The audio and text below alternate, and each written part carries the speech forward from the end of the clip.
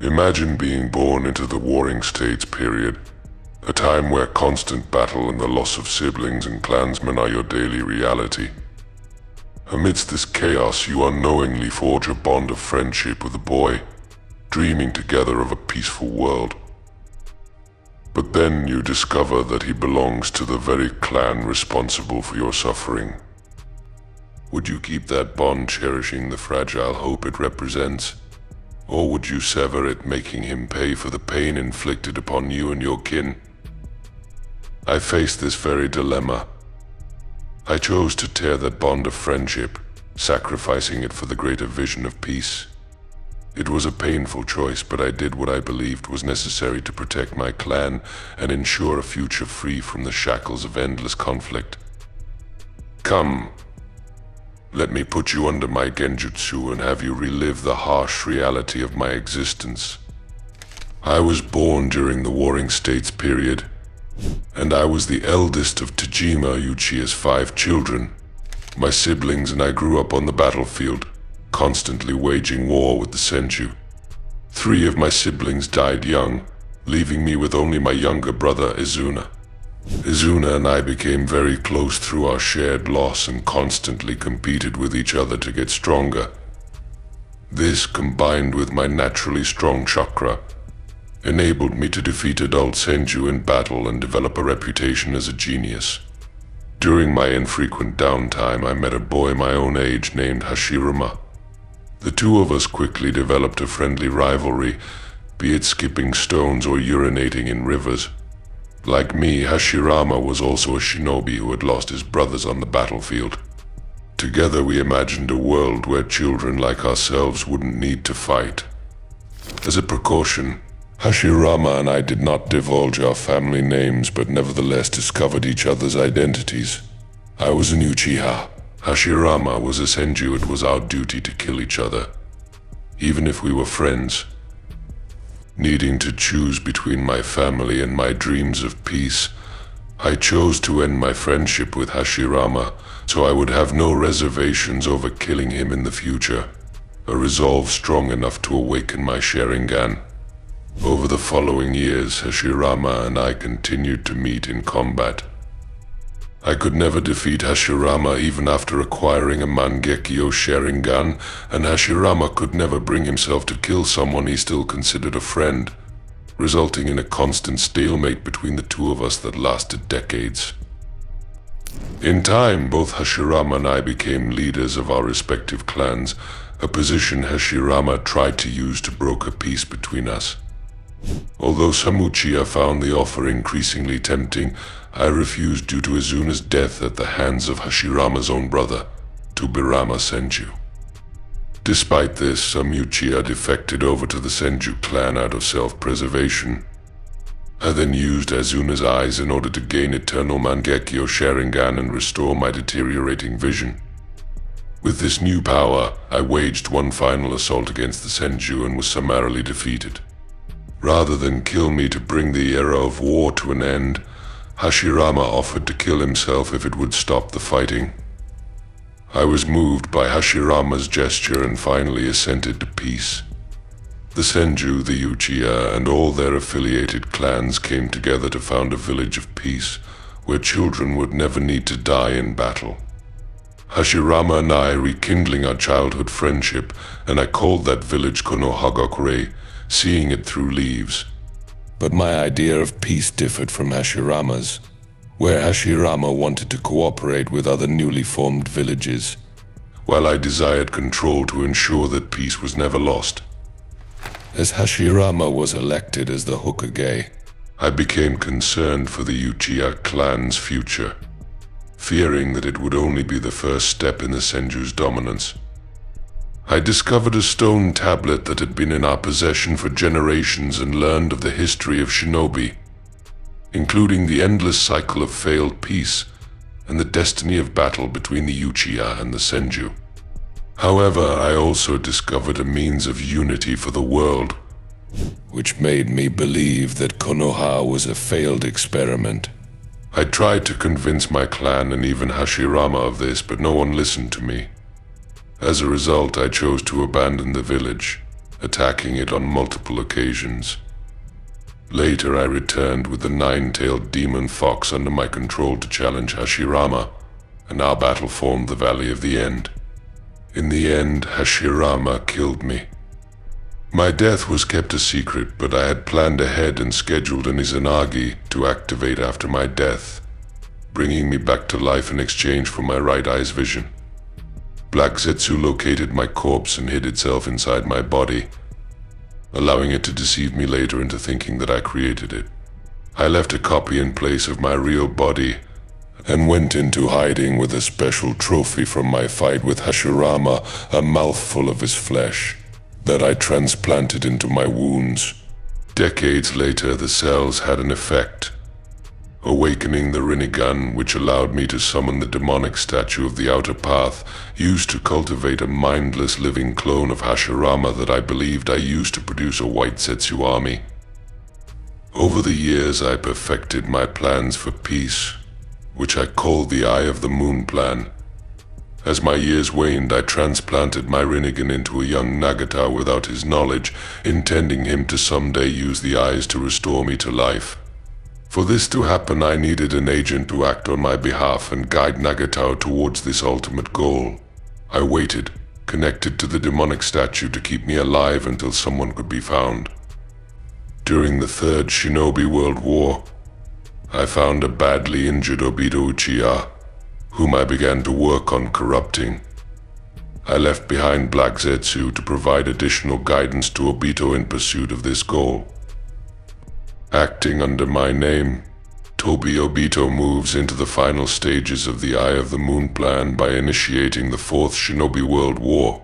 Before the war starts, Kabuto Yakushi approaches Tobi to form an alliance. When Tobi asks what will happen if he refuses, Kabuto resurrects me to show that Tobi is not the true Madara and forces him to accept. During the Fourth Shinobi World War, Madara Uchiha was brought back to life by Kabuto using Mu as a medium to summon me to the battlefield. At first I believed I had been brought back by Nagato's Outer Path Samsara of Heavenly Life technique, but I soon realized that I had instead been brought back with the Impure World reincarnation. As Kabuto spoke through Mu, he introduced himself and explained recent developments in the world, including Tobi's current actions. Kabuto also pointed out that he had restored me to a state beyond my prime, and I tested my body by tearing through the 4th Division, thinning its numbers. The 4th Division's initial attempts to stop me failed as I protected myself with Susanoo. It wasn't until the 5th Kase-Kage, 3rd Tsuchikage, and one of Naruto Uzumaki's shadow clones' combined efforts that I was forced to activate my Rinnegan and absorb the attack. Realizing that my enemies were too dangerous for me to hold back to basic ninjutsu and taijutsu, I pulled down a meteorite from the atmosphere. When the Kase-Kage and Tsuchikage successfully stopped it, I added a second meteorite to my attack, both of which fell upon and devastated the 4th Division. With most of the 4th Division dead, I questioned Kabuto about just how far off plan Tobi had gone. Because Kabuto didn't actually know much about the plan, I was left to check things for myself and tried to summon the 9 tails, only to discover it was sealed in a Jinchuriki, specifically Naruto.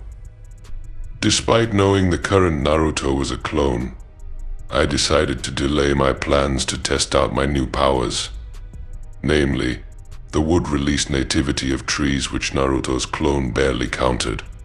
I then moved in to finish off the remainder of the 4th Division, but was repelled by the arrival of the 5th Hokage, the 5th Mizukage, and the 4th Raikage. The 5 Kage combined forces against me and propelled me from the immediate area. By the time I returned, Naruto's shadow clone was gone, and the 5 Kage remained my only opponents. We battled for some time, with me equaling and besting their efforts. When I was hit with the Tsuchikage's dust release, my armor was torn away, revealing the implant of Hashirama's face on my chest. I lamented Hashirama's legacy that these Kage have inherited, having been completely unimpressed by their attacks, particularly those of the Hokage, Hashirama's granddaughter. I then created 25 copies of myself and had them each activate their Susanoo. As the night falls, I witness the Kage's incredible efforts to nearly seal me away. Impressed by their display, I summon my perfected Susanoo, but it starts to fade, and I'm engulfed in light. I realize that Kabuto has released me from the impure world reincarnation, and my soul is returning to the afterlife. I respond by rescinding the contract Kabuto has over me, enabling me to return to my immortal body without further interference from a summoner. Bored with the Kage, I decide to find Naruto and reclaim the 9 tails. After defeating the 5 Kage, I reunite with Obito. I notice the demonic statue undergoing a premature transformation into the 10 tails and scold Obito for being too hasty. After Obito returns my gunbei, I create a wood dragon to capture Naruto and kill a bee and complete the 10 tails. I manage to restrain and drain B of his energy, but am overwhelmed by Guy's daytime tiger. The 10 tails is revived before I can recover, forcing me to make do. I leap onto the 10 tails head and connect myself to it, granting me control of its actions. My opponents put up a resistance, but they are no match for the 10 tails' power. Before the 10 tails can finish them off, however, the combined allied shinobi forces arrive to join the fight, with Ino managing to control Obito into redirecting the 10 tails' attack. The allies immobilize the 10 tails, making it an easy target. The 10 tails undergoes a new transformation before their attacks can connect, freeing it and letting it block the incoming attacks. Although the immediate problem is solved, I realize there's another issue. The allies are being coordinated too effectively. I direct the 10 tails to attack the distant allied HQ, which takes several tail beast balls due to our lack of control. Obito and I try to thin the allies' numbers before they can get into position, and when that fails, block against the oncoming attack. The combined forces manage to break through and separate Obito and me from the 10 tails. With the 10 tails now out of our control, we must fight the alliance directly. Obito eventually disappears to the other dimension, forcing me to fend for myself. During Obito's absence, I sense that Hashirama has elsewhere been brought back to life. Excited at the prospect of fighting my rival again, I eagerly await his arrival.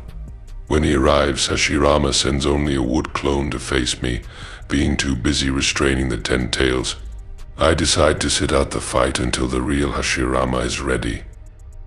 When the wood clone persists, I easily defeat it. I later sense Obito's return to the battlefield and decide to make use of one of my fail-safes, activating black receivers planted in Obito to force him to finally revive me. Obito resists and instead seals the 10 tails into himself.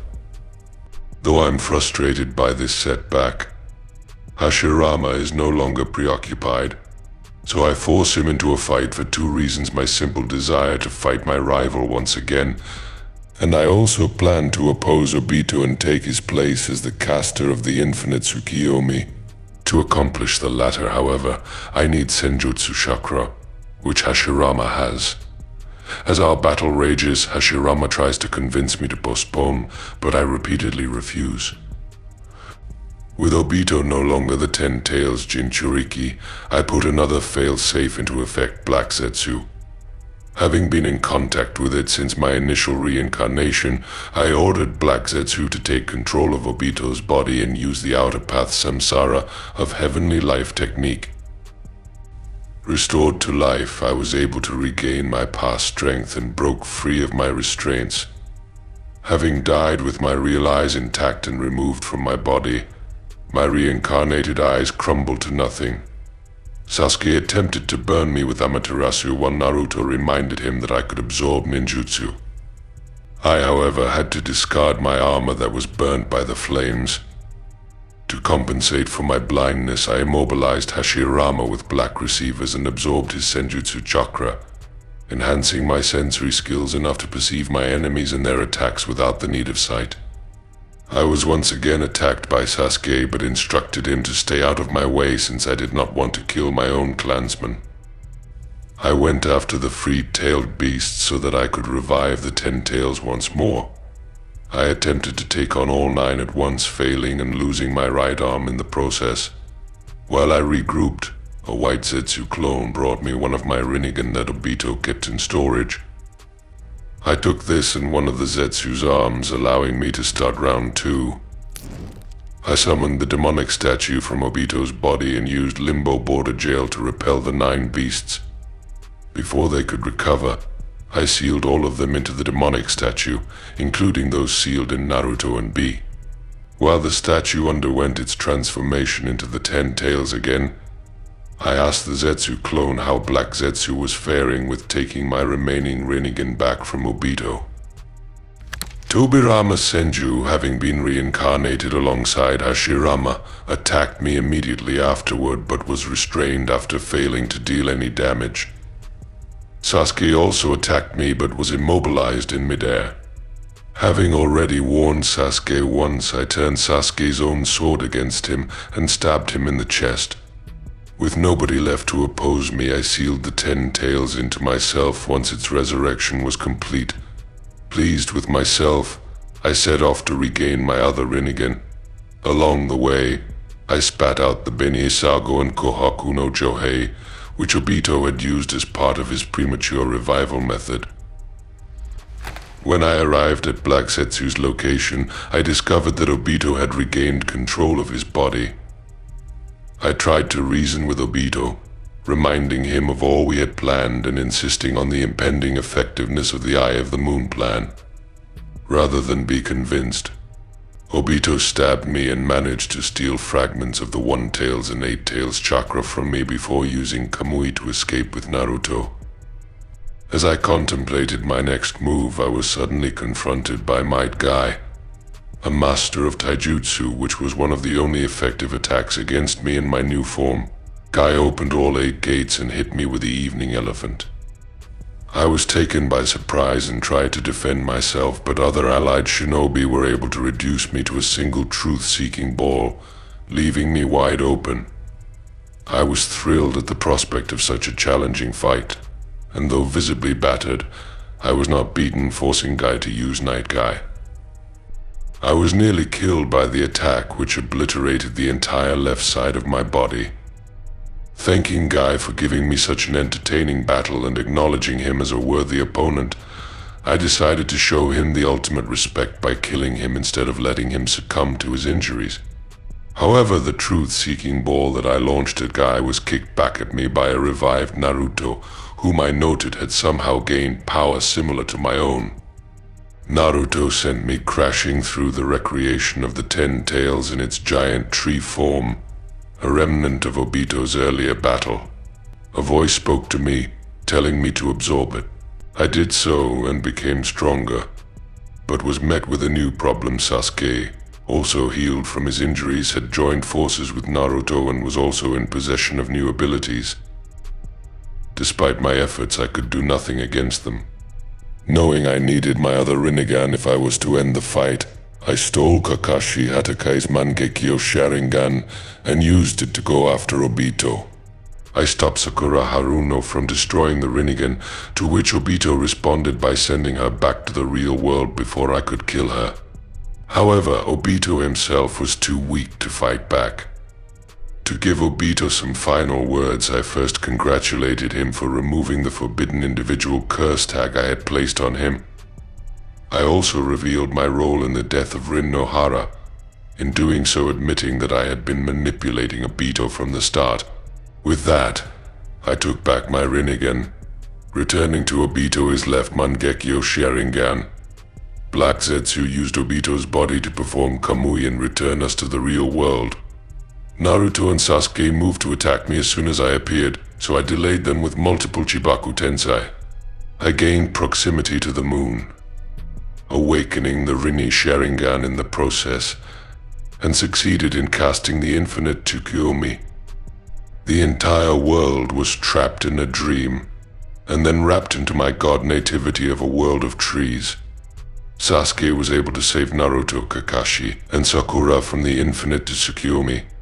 Seeing them, I announced myself the world's savior, one who had saved the world from itself by replacing the hells of reality with the heavens of dreams. While I was proclaiming my victory, Black Zetsu stabbed me in the back. Black Zetsu revealed that it was not my will, but Kaguya Otsutsuki's, and that he had taken advantage of me in order to bring about her revival. Black Zetsu transferred from Obito's body to mine, completely covering me and forcing me to start absorbing the chakra of those trapped in the infinite Tsukuyomi. After dramatically increasing in size, I shrank down until a revived Kaguya was revealed in my stead. Naruto and Sasuke had sealed Kokuya, and in doing so she had spat me out. The Sage of the Six Paths had summoned me back to the real world, but it was too late. My time had come, and there was nothing anyone could do to save me. With my last breath, I spoke to Hashirama, my once best friend, noting that my dream for peace had died while his lived on. I realized then that his dream was apparently the better of the two. Despite all that had happened between us, Hashirama and I were still friends. He replied that we were, and with that I passed away. Thanks for watching. Comment down which character you want to watch next. Don't forget to like the video and subscribe.